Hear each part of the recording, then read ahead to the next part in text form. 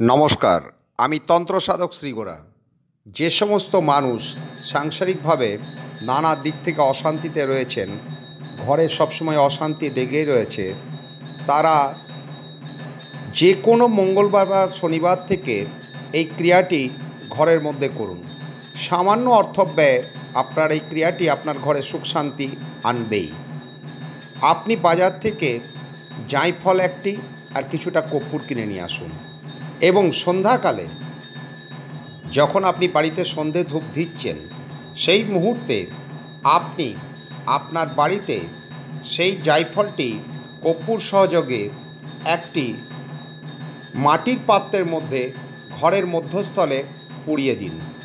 দেখুন, 7 দিন এই ক্রিয়াটি করার পরে আপনার ঘরে সুখ শান্তি আসবেই।